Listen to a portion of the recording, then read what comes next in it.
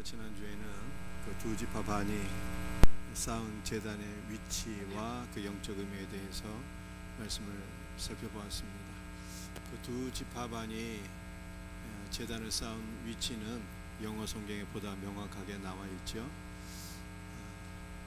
요단 서편 가나안 땅 안에 있는 겔릴롯에 이르게 되었을 때 이 제단을 쌓았다라고 말씀하고 있어요. 그래서 이 위치보다 사실은 이 겔릴롯에 이르렀을 때 제단을 쌓았는데, 이 겔릴롯이라고 하는 단어의 영적 의미가 중요한 것을 말씀드렸습니다. 이 겔릴롯은 갈릴리라고 하는 단어와 어근이 같은데 굴러가다, 벗겨지다라고 하는 뜻이에요.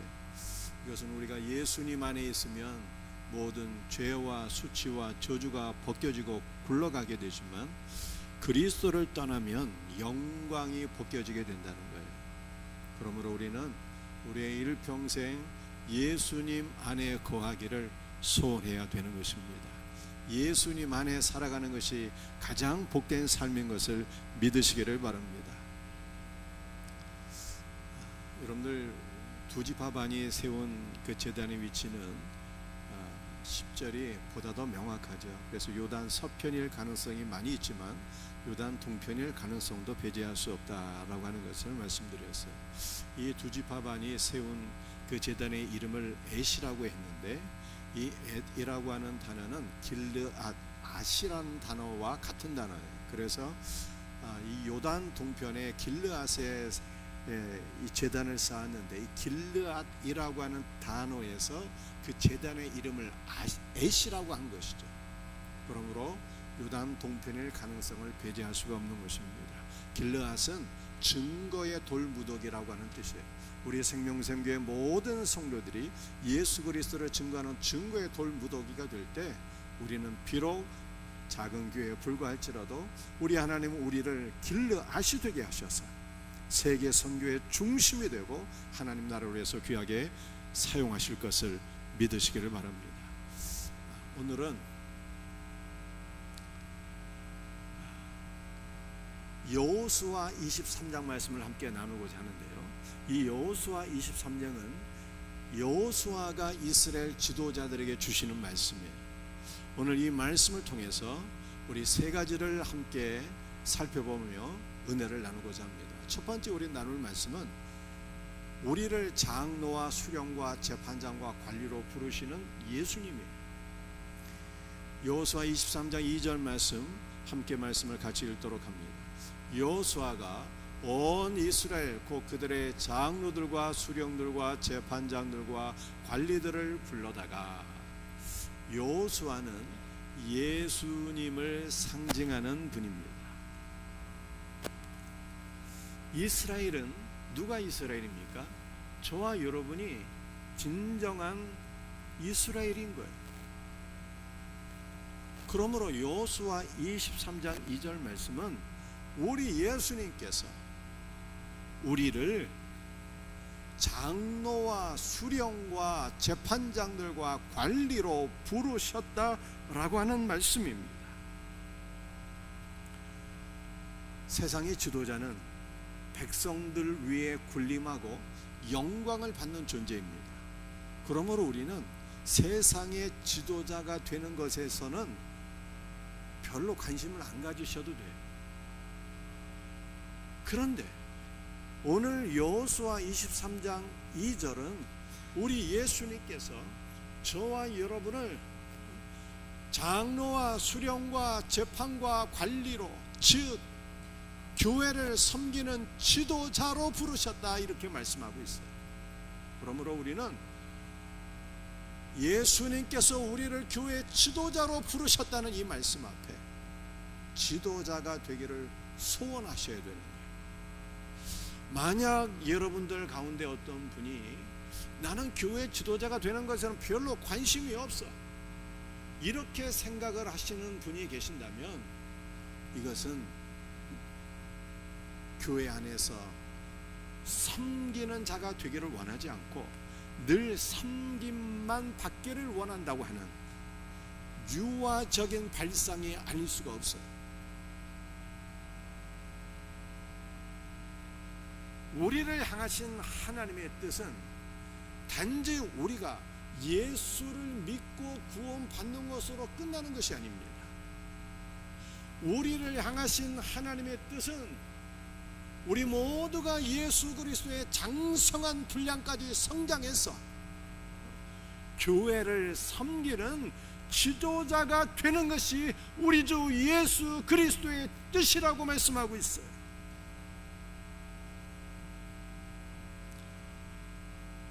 이제 며칠 있으면 2025년도는 다 지나가고 2026년도를 맞이하게 됩니다. 2026년 2월 5일은 우리의 생명샘교회가 만 28주년이 되는 날입니다. 당회에서는 우리 생명샘교회가 만 30주년이 될 때 2028년이죠. 장로, 권사, 안수집사 임직식을 하기로 했습니다.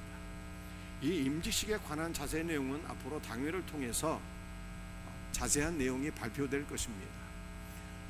오늘 제가 드리고 싶은 말씀은 예수님께서 우리를 장로와 수령과 재판장과 관리로 부르셨다는 거예요.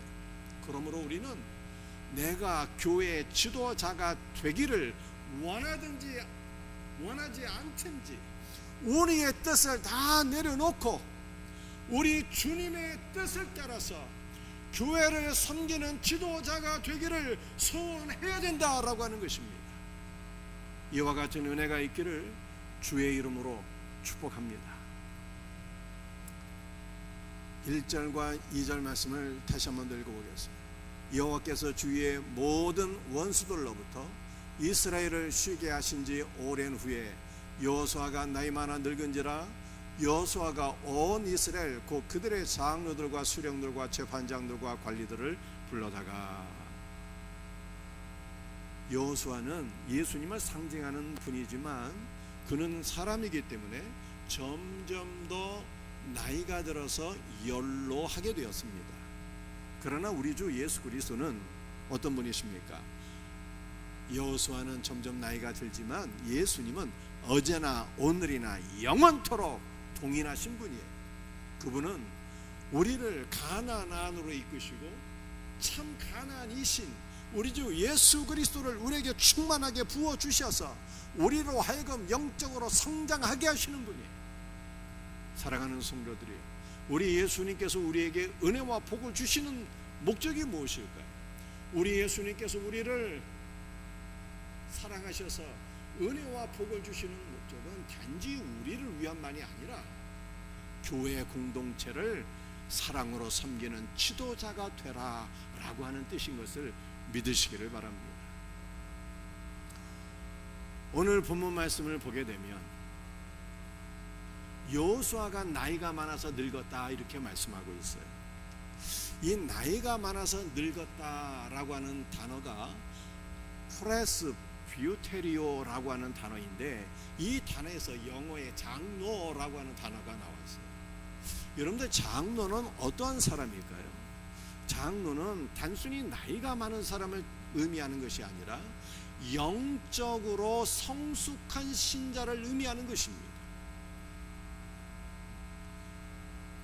따라서 여호수아 23장 말씀은 영적 생명이 충만한 여호수아가 이스라엘의 지도자를 불러서 당부한 말씀이라고 하는 뜻입니다. 이것을 오늘 우리에게 적용하게 되면 영적 생명이 충만하신 예수님께서 교회의 지도자를 부르시고 또 앞으로 교회의 지도자가 될 사람들을 부르셔서 당부하신 말씀이다 라고 하는 뜻이에요. 그러므로 오늘 교회 모든 지도자들과 지도자가 되실 분들은 여호수아 23장에서 주께서 우리에게 권면하시는 말씀을 반드시 기억하고 순종해야 되는 것입니다. 여호수아가 이스라엘의 지도자를 불렀는데 첫 번째 부른 사람이 장로예요. 장로. 여러분들, 장로는 어떤 사람입니까? 장로는 이미 말씀드린 대로 단순히 나이가 많은 사람을 의미하는 것이 아니라 영적 생명이 충만한 성숙한 신자를 의미하는 것입니다. 여러분들, 우리는 어떻게 하나님께서 귀하게 사용하시는 장로, 즉 영적으로 성숙한 신자가 될 수 있을까요? 그것은 생명의 근원이 되시는 예수 그리스도 안으로 들어가서 그와 더불어 교제하면 되는 거예요. 우리 예수님께서 요한복음 10장에서 이렇게 말씀하셨어요. 내가 온 것은 양으로 생명을 얻게 하고 더 풍성히 얻게 하려 합니다. 그러므로 우리가 주님께서 주시는 풍성한 생명을 누려서 성숙한 신자가 되고자 한다면 누구 만나면 되는 것입니까? 예수님 만나서 그와 더불어 교제하면 되는 거예요. 날마다 예수 그리스도를 만나서 주님과 기쁨으로 교제함으로 성숙한 신앙인들이 될 수 있기를 주의 이름으로 축복합니다. 여호수아가 부른 두 번째 지도자는 수령이에요. 수령. 이 수령은 머리라고 하는 뜻을 가지고 있어요. 사도 바울은 남자의 머리는 그리스도라고 말씀했습니다. 따라서 주님의 몸된 위에 참된 수령이 있다면 그는 어떤 사람이겠습니까? 예수님을 자신의 머리로 삼고 예수님을 나의 지혜와 지식의 말씀으로 삼고 주님이 주시는 지혜와 지식의 말씀을 따라서 살아가는 자, 그 사람이 진정으로 하나님께서 귀하게 사용하시는 지도자인 것을 믿으시기를 바랍니다. 여호수아가 부른 세 번째 지도자는 재판장이었어요. 그런데 여기서 재판장은 단순히 판결하는 재판장을 의미하는 것이 아니고 이 재판장이라고 하는 단어는 사사라고 하는 단어입니다. 여러분들 구약시대 왕정시대가 오기 전에 사사시대가 있었어요. 그 사사시대의 사사는 어떤 사람이었습니까? 사사는 두 가지 일을 하는 사람이었어요. 첫 번째는 이민족의 침략을 받아서 이스라엘이 위태롭게 되었을 때에 이민족을 물리치고 나라를 구원하는 자가 바로 사사였습니다. 그리고 사사는 백성들을 재판하는 사람이 사사였어요. 따라서 사사는 전시에는 이민족을 물리치고 나라를 구원하고 평상시에는 백성들을 재판하는 사람이 사사였습니다. 여러분들, 하나님께서 우리를 누구로 부르셨다고 말씀하고 있어요? 장로로 부르시고 우리를 수령으로 부르시고 우리를 재판장으로 사사로 부르셨다는 거예요. 그러면 우리는 하나님 앞에 이중으로 사사로 쓰임받게 되는 것입니다. 여러분들, 사사는 두 가지를 한다고 말씀드렸어요. 나라를 구원하는 것이 사사였어요. 그러므로 하나님께서 우리를 부르셨을 때 구원자로 부르신 거예요. 구원자. 우리는 예수 그리스도 안에서 가족을 구원하는 자가 되어야 되고 우리는 예수 그리스도 안에서 이웃을 구원하는 자가 되어야 되고 우리는 또한 기도함으로 나라와 민족을 지키고 구원하는 자가 되어야 할 것을 믿으시기를 바랍니다. 여러분들, 사사는 구원자일 뿐만 아니라 재판장이라고 성경에 말씀하고 있어요. 그러므로 우리는 하나님께서 우리를 재판장으로 부르신 것을 알으셔야 돼요. 여러분들, 우리가 누군가를 재판한다는 것은 이 사람은 이랬고 저 사람은 저랬고 판단하고 정죄하는 것을 의미하는 것이 아닙니다.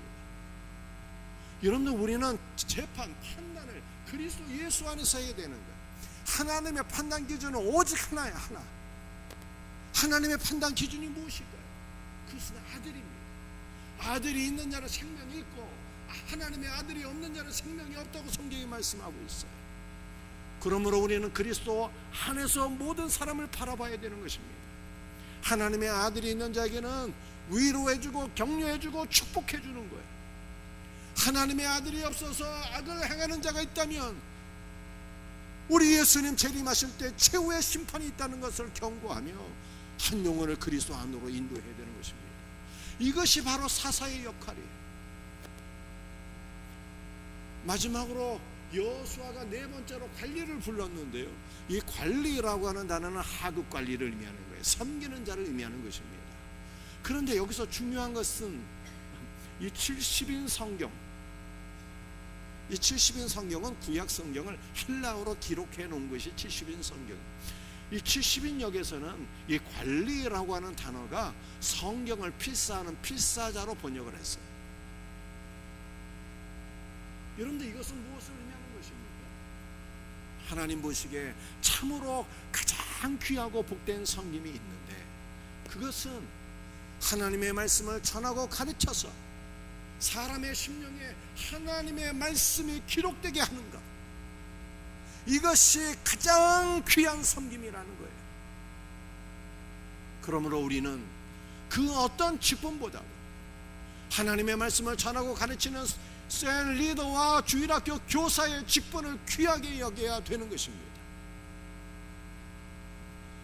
사랑하는 성도들이, 우리 예수님께서 우리를 사중으로 부르셨다고 말씀하고 있어요. 장로와 수령과 재판장과 관리로 사중으로 우리를 부르셨대. 주님의 부르심 앞에 여러분의 반응은 무엇입니까? 어떤 분들은 나는 그런 거 별로 관심 없어요. 나는 시간도 없고요, 나는 돈도 없고요, 나는 지혜와 지식도 부족하고 이래서 못하고 저래서 못합니다. 여러분들 이렇게 반응한다면 이건 불신앙이에요. 불신앙. 주님, 저는 지혜와 지식도 부족하고 이것도 부족하고 저것도 부족하지만 주님이 원하신다면 나를 사용하옵소서. 주님이 나를 부르신다면 내가 주님께 내 자신을 드리기를 원합니다. 주여, 내가 여기 있사오니 나를 사용하여 주옵소서. 이렇게 고백하셔야 됩니다. 여러분들 가장 복된 인생이 있다면 그게 어떤 사람일까?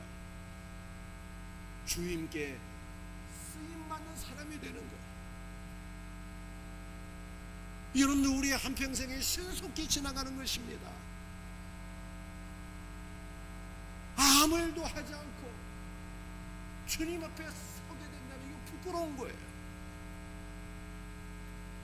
우리가 이 땅에서 주님 앞에 지도자로 부름받아 주님이 피 흘려 세우신 주의 몸된 교회를 사랑과 정성으로 겸손하게 잘 섬기다가 주님 앞에 가게 되는 것, 이것이 가장 귀하고 가치 있는 인생인 것입니다.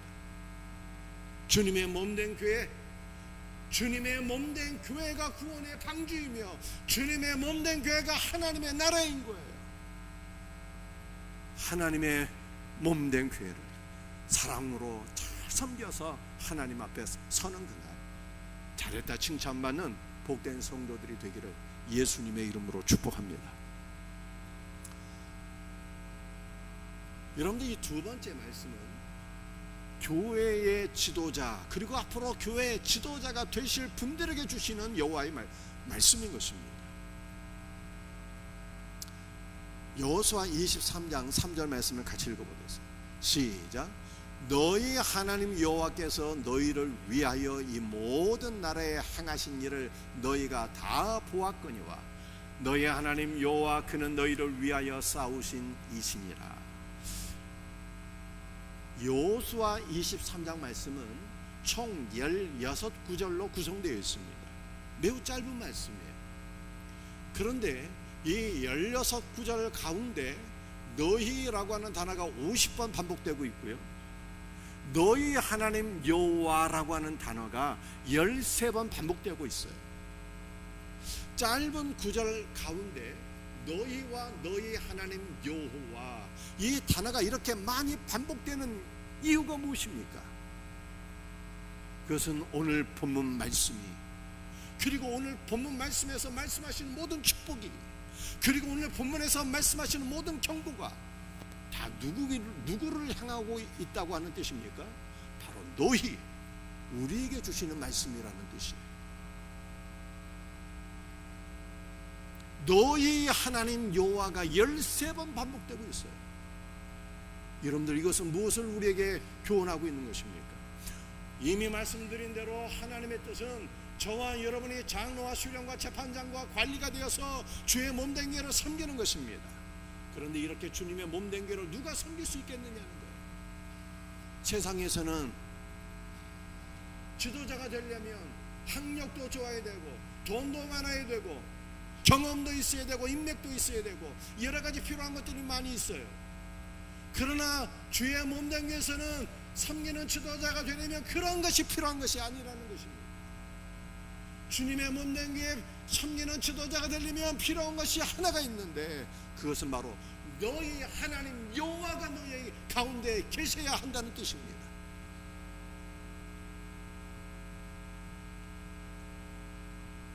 너희 하나님 여호와, 그를 만나고 그를 얻어야 너희가 쓰임받는 자가 된다라고 하는 것을 성경이 말씀하고 있는 거예요. 여호와라고 하는 단어를 헬라어로 번역하면 퀴리오스인데, 이것은 주님이라고 하는 뜻이에요. 주 예수님이 우리의 하나님 여호와이신 거예요. 그러므로 주님의 몸된 교회에 쓰임받기를 원하는 성도들이 있다면 여호와 하나님이신 우리 주 예수 그리스도를 만나고 그를 얻어야 될 것을 믿으시기를 바랍니다. 여러분들, 우리는 예수님을 어떻게 만날 수 있습니까? 어떻게 예수님으로 충만할 수 있습니까?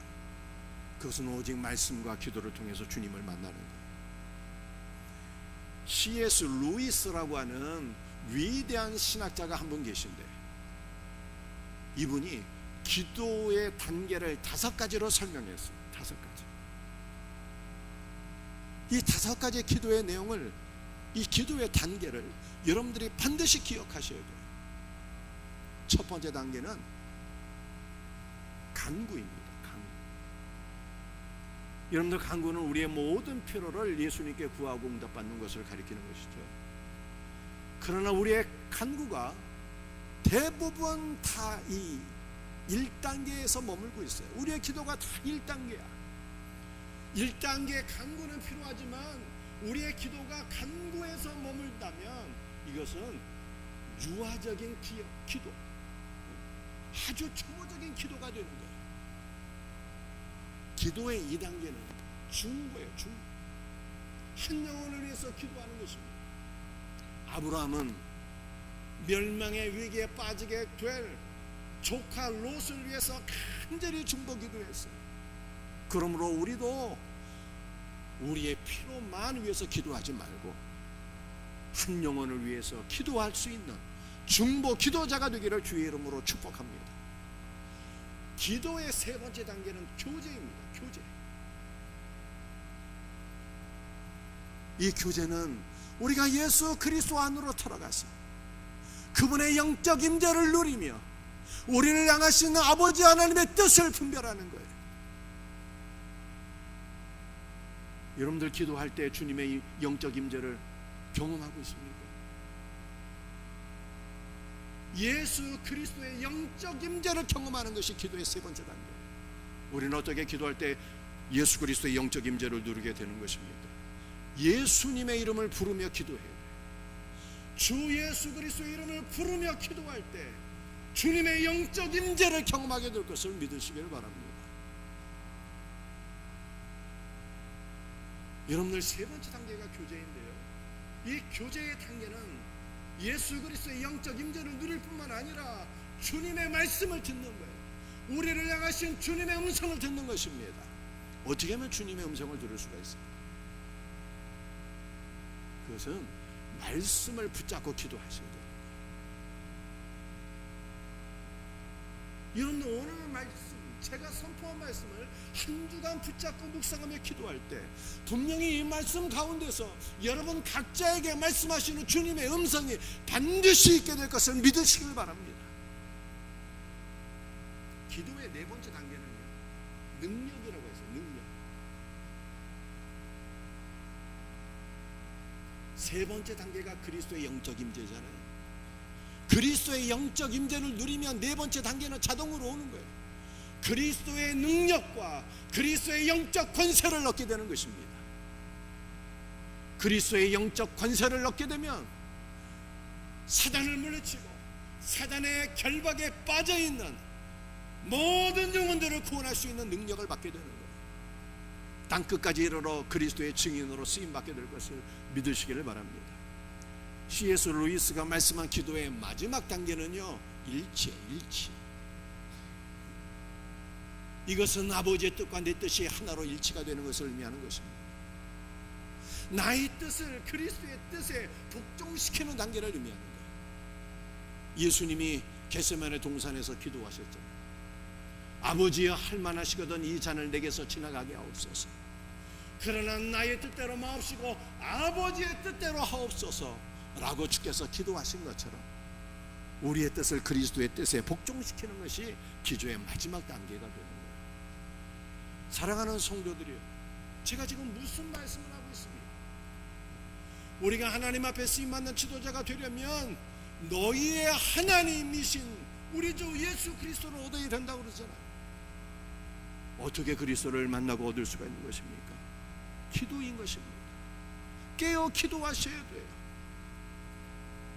깨어서 기도함으로 말미암아 너희 하나님 여호와이신 예수 그리스도를 만나고 주 예수로 충만해서 그리스도 앞에 쓰임받는 복된 일꾼들 다 될 수 있기를 주의 이름으로 축복합니다.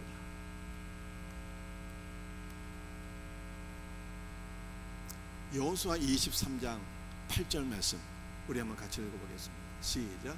오직 너희 하나님 여호와께 가까이 하기를 오늘까지 행한 것 같이 하라.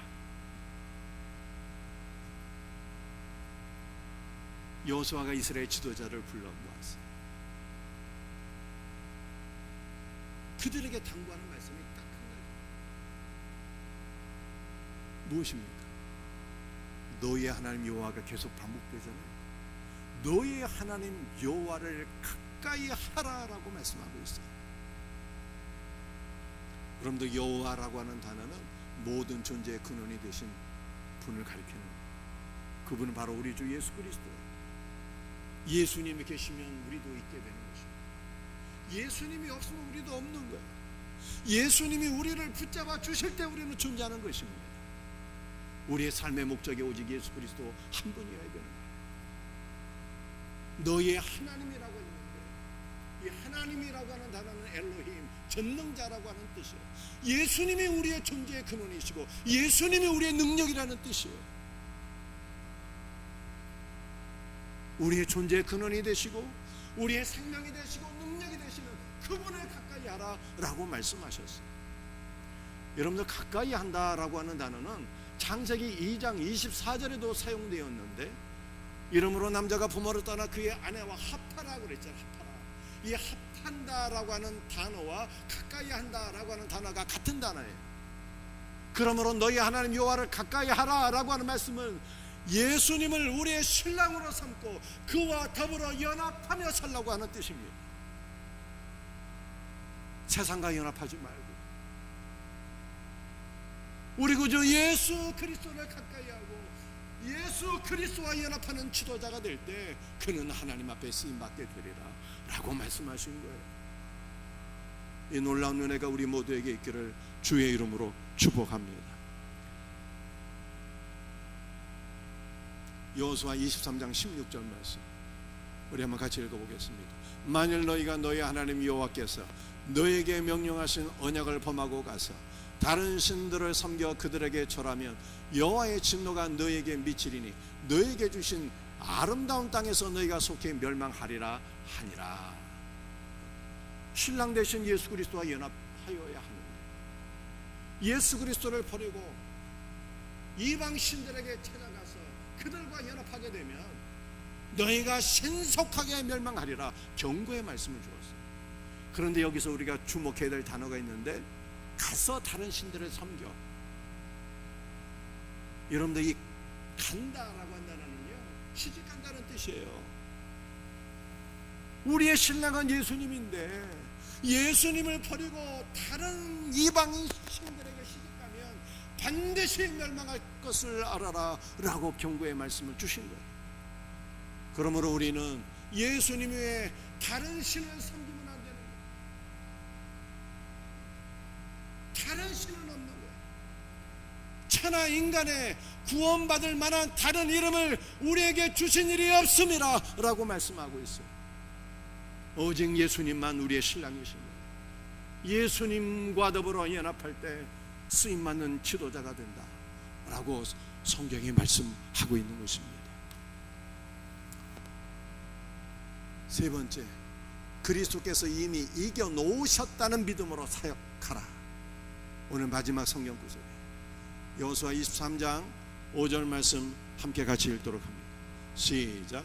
너희 하나님 여호와 그가 너희 앞에서 그들을 쫓아내서 너희의 목전에서 그들을 떠나게 하시리니 너희 하나님 여호와께서 너희에게 말씀하신 대로 너희가 그 땅을 차지할 것이라. 아멘. 너희 하나님 여호와 그가 너희 앞에서 그들을 쫓아내사라고 말씀하고 계시잖아요. 그들은 도대체 누구를 가리키는 거예요? 여호수아가 이미 다 쫓아버린 가나안 부족들을 가리키는 거예요. 여러분들, 가나안 부족들은 우리 안에서 역사하는 모든 이 악한 영들을 의미하는 것입니다. 오절 하반절에 보면 너희가 그 땅을 차지할 것이다.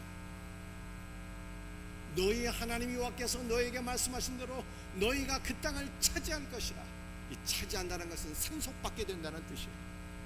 여러분들, 그 땅은 어느 땅인데 우리가 상속받게 된다는 것입니까?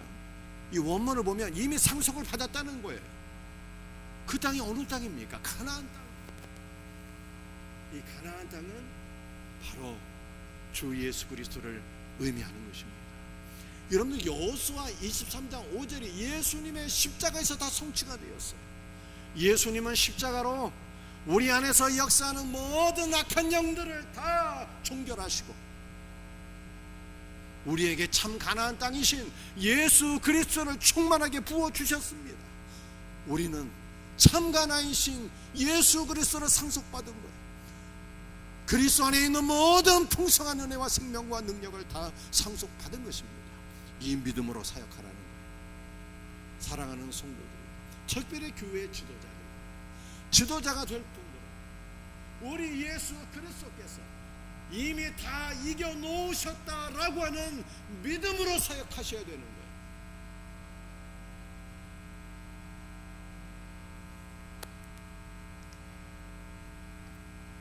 그리스도께서 이미 다 이겨놓으셨다라고 하는 믿음으로 사역할 때 사역의 실패에 대한 두려움도 걱정도 근심도 다 내려놓을 수 있는 것입니다.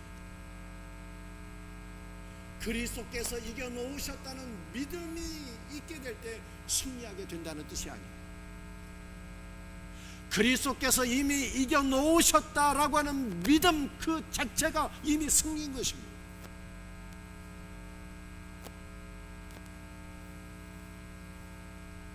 예수 그리스도께서 이미 이겨놓으셨다라고 하는 믿음으로 살게 될 때 우리의 인생은 반드시 승리하게 될 것을 믿으시길 바랍니다.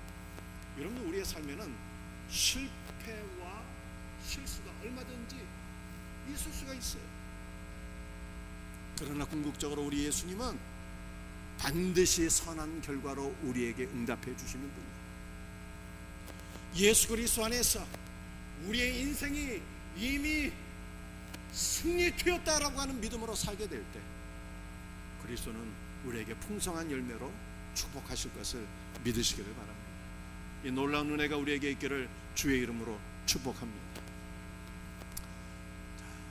말씀을 마무리하도록 하겠습니다. 세 가지 말씀을 나누었어요.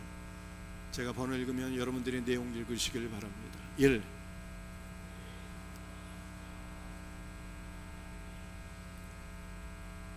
예수님께서 우리를 교회 지도자로 부르셨다잖아요.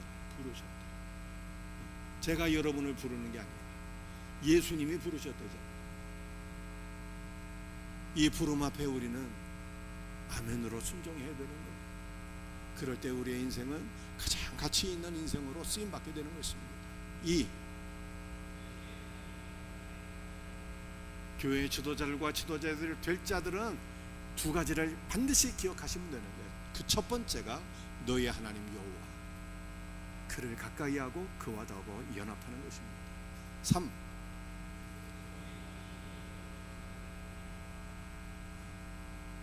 지도자들에게 꼭 필요한 두 번째 내용은 예수님께서 우리의 인생을 이미 이겨놓으셨다라고 하는 믿음으로 사역하는 것입니다.